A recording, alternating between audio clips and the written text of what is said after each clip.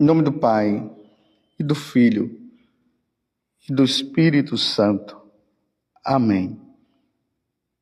Naquele tempo, Jesus disse aos seus discípulos: Não penseis que vim abolir a lei e os profetas. Não vim para abolir, mas para dar-lhes pleno cumprimento. Em verdade, eu vos digo, antes que o céu e a terra deixem de existir, nenhuma só letra ou vírgula serão tirados da lei, sem que tudo se cumpra. Portanto, quem desobedecer a um só destes mandamentos, por menor que seja, e ensinar aos outros a fazerem o mesmo, será considerado o menor no reino dos céus. Porém, quem os praticar e ensinar será considerado grande no reino dos céus. Palavra da salvação. Glória a vós, Senhor. Meus irmãos e minhas irmãs, estamos no Evangelho de São Mateus, capítulo 5, dos versículos 17 até o 19. Como eu havia falado para vocês, nós saímos do Evangelho de São Marcos e entramos agora no Evangelho de São Mateus. Esse será o Evangelho que nós iremos meditar durante a semana na Santa Liturgia. E ele começa com o Sermão da Montanha, que está dentro do grande sermão de nosso Senhor Jesus Cristo. São os capítulos 5, 6 e 7. Esse capítulo 5, 6 e 7 faz parte de um grande sermão que Jesus faz. Começamos com as bem-aventuranças, terminamos as bem-aventuranças.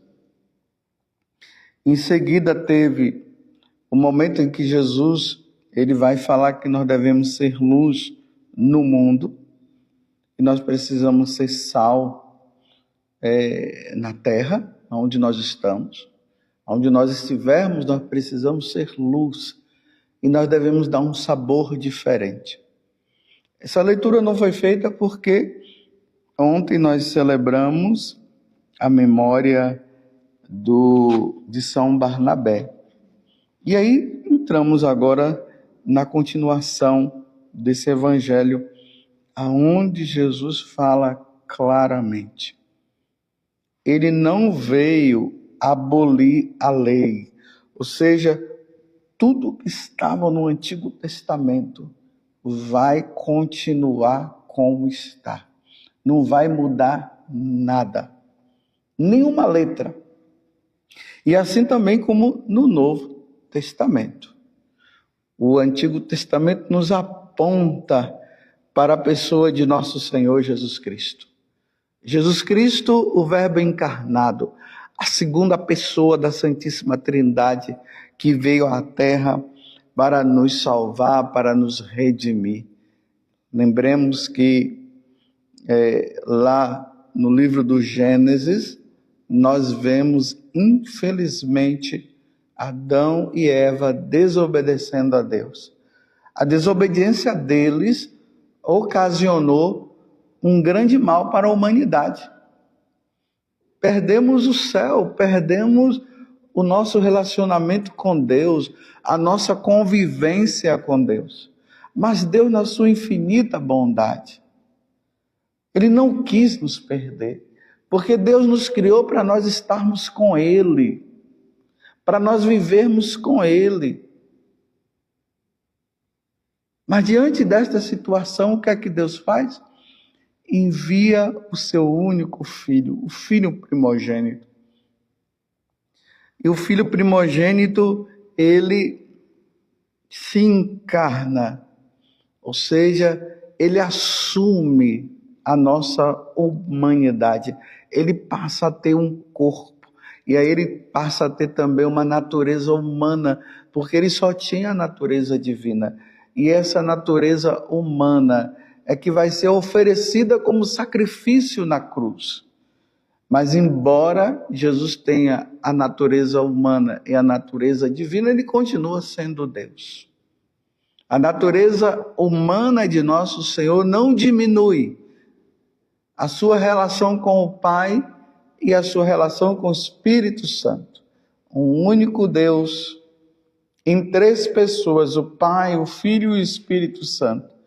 E Jesus tem essas duas naturezas, a divina e a humana. O Pai não tem a natureza divina. O Espírito Santo, me desculpa. O Pai não tem a natureza humana, ele tem a divina.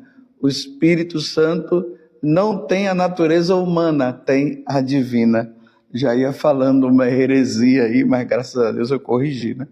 Às vezes nós estamos falando assim, acabamos falando coisas que não deveria falar, que é justamente o que o Evangelho de hoje está falando. Jesus está dizendo o quê? Que quem ensinar errado vai ser o menor no reino dos céus, ou seja, não vai entrar no reino dos céus.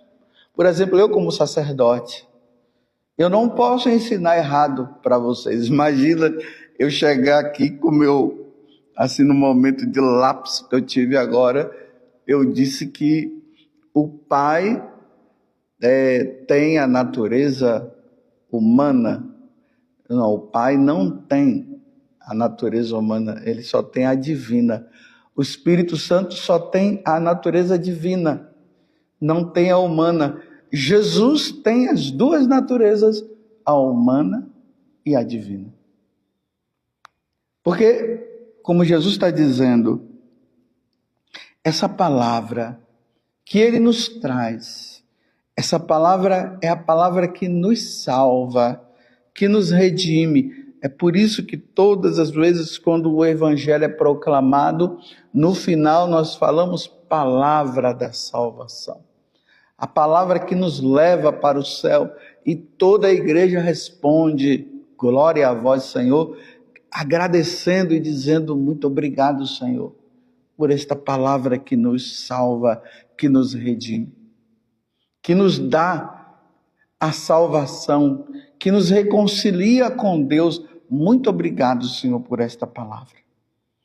Então eu, como sacerdote, os bispos, nós sacerdotes que somos cooperadores dos bispos, os diáconos, nós temos a autoridade em nome da igreja de levar essa palavra de salvação para vocês. Nós não podemos de maneira nenhuma falar algo que esteja contra os santos evangelhos. Nós não podemos ensinar errado.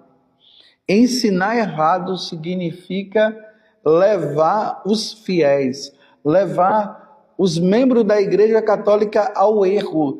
E levando os membros da Igreja Católica ao erro, os membros da Igreja Católica não se salvarão. Que responsabilidade, meus irmãos. Que grande responsabilidade pesa sobre mim, sobre nós sacerdotes. Vocês estão entendendo? Nós não podemos fazer uma nova interpretação da Sagrada Escritura. Uma interpretação política, materialista. Nós não podemos ficar falando que a nossa vida se resume a este mundo. Nós temos que falar de vida eterna. Nós temos que falar aquilo que Jesus nos ensinou. Jesus fala que um dia nós iremos para o céu, mas para entrar no céu nós precisaremos cumprir tudo o que foi escrito, como Jesus disse, que tudo que está escrito será cumprido.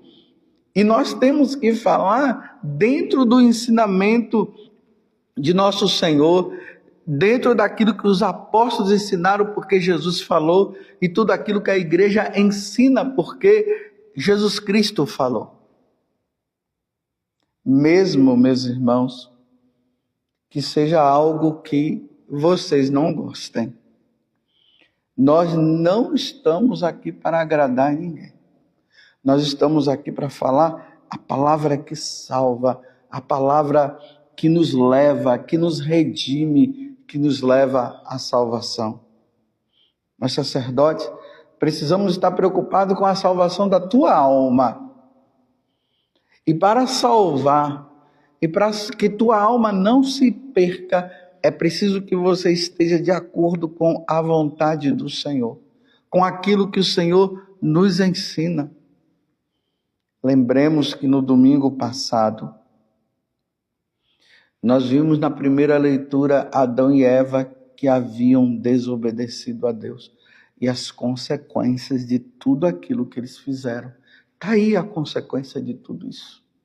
Não temos paz no coração, o demônio vive nos rodeando, como diz São Pedro, para nos enganar, como ele enganou Eva e depois, em consequência, Adão também foi enganado.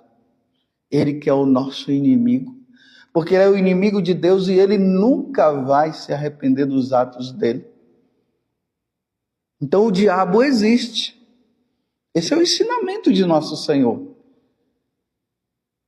Ai daqueles sacerdotes, e isso eu falo com muita humildade no coração, ai dos bispos, que começaram a ensinar por aí dizendo que o diabo não existe, que o inferno não existe, que só existe o céu. Ai daqueles que disserem que todo mundo está salvo, todo mundo vai se salvar, independente de religião, independente de cair no pecado ou não. Ai daqueles que ensinarem essas coisas. Ai daqueles que vivem dizendo que todos podem comungar. Só podem comungar quem é católico e quem está em estado de graça. Quem está no pecado mortal não pode comungar. Ai daqueles que disserem que um casal que vive junto pode viver junto, que o importante é ser feliz. Ai daqueles, isso é ensinamento errado. O ensinamento correto é case na igreja. Ai daqueles que disserem que os casais de segunda união, eles podem comungar e podem ser felizes e vão se salvar. É adultério. Jesus, no capítulo 10 do Evangelho de São Marcos, ele falou isso. E no capítulo 19 de São Mateus, ele falou a respeito disso, que um homem que é casado não pode se unir a uma outra mulher, e uma mulher que é casada não pode se unir a outro homem. Se nós, sacerdotes, dissermos que é possível viver isso, isso incorre no erro, ensinamento errado, já não será mais o evangelho da salvação, mas será o da perdição. E esta situação, meu Deus, que eu não sei aonde vai parar.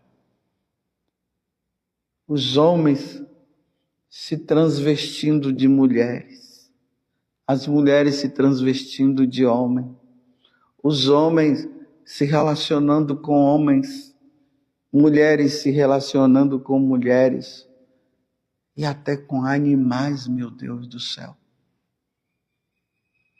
E agora, o ser humano que já não se identifica mais, ele diz que ele é o que ele é.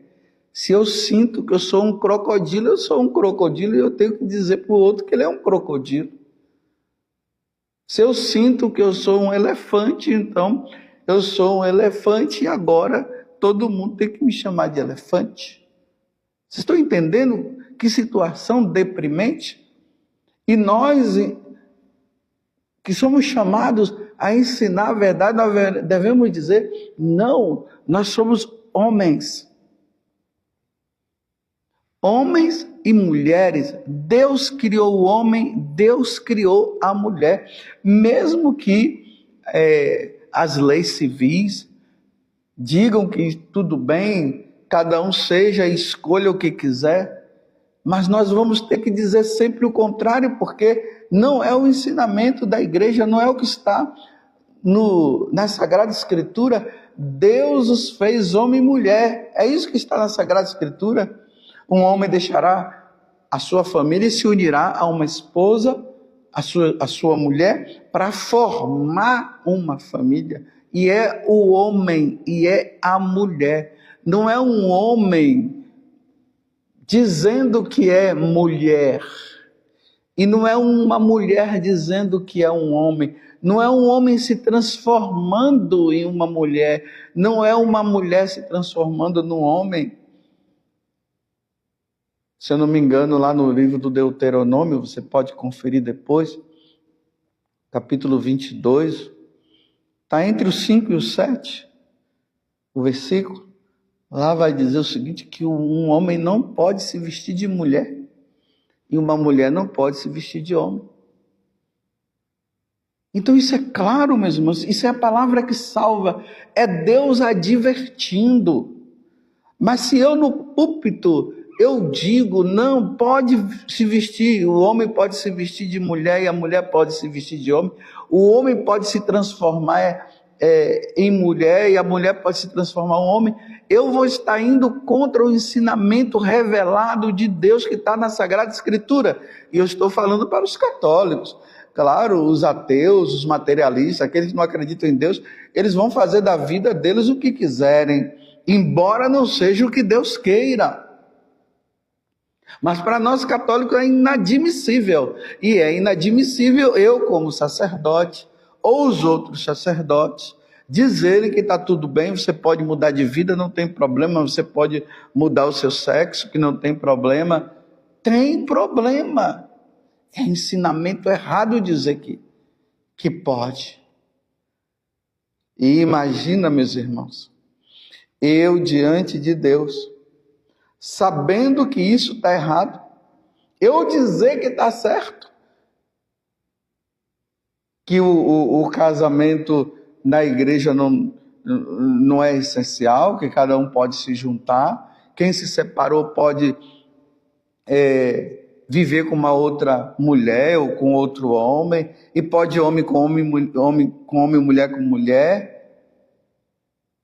Eu irei prestar contas diante de Deus, e essa conta, meus irmãos, eu não quero prestar. Imagina eu chegar diante de Deus, fui instituído sacerdote para anunciar a verdade que vem de nosso Senhor Jesus Cristo, porque a verdade liberta e Jesus é o nosso libertador, e eu falar tudo contra o que Jesus falou, eu irei ser condenado ao inferno. Eu não quero ser condenado ao inferno. Deus que me livre, eu quero ir para o céu. Como eu sempre lembro para vocês, lá no livro de Ezequiel, ali no capítulo 2, Deus fala para Ezequiel, filho do homem, coma essa palavra que está aqui. Quer dizer, leia, medite-a, guarde-a no seu coração. E depois eu vou te enviar para um povo de cabeça dura.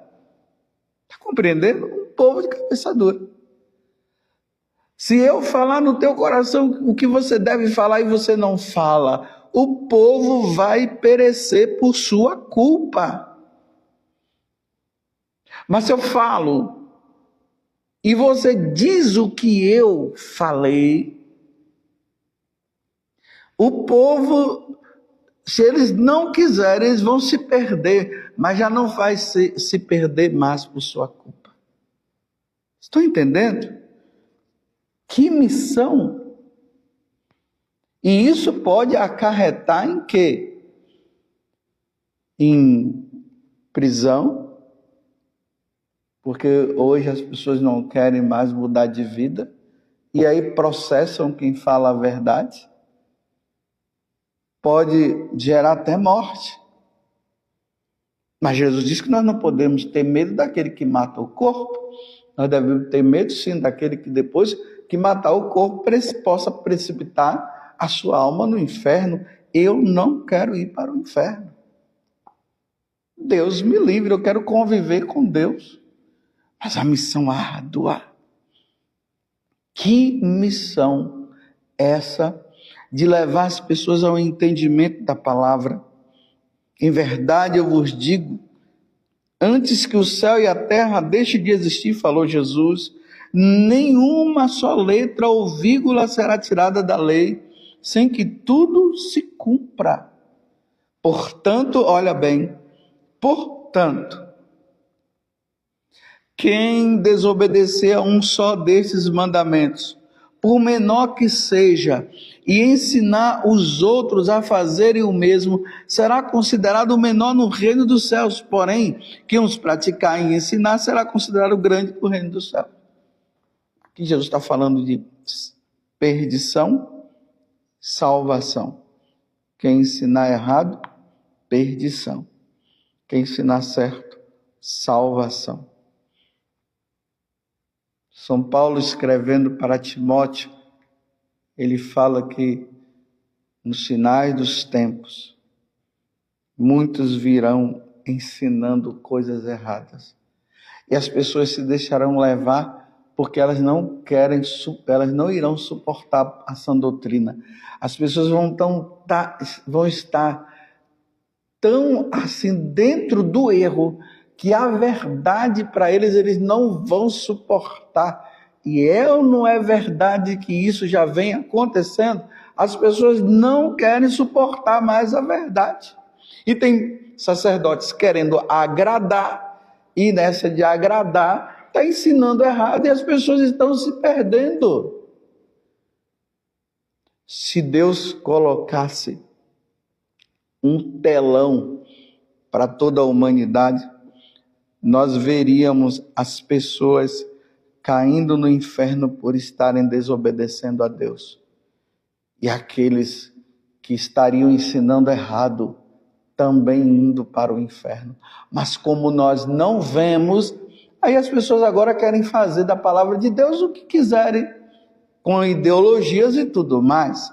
Imagina eu ensinar que não tem problema você abortar, que a mulher ela é dona do corpo dela e que a partir de tal mês ela pode tirar a criança de dentro dela, pode matar sim.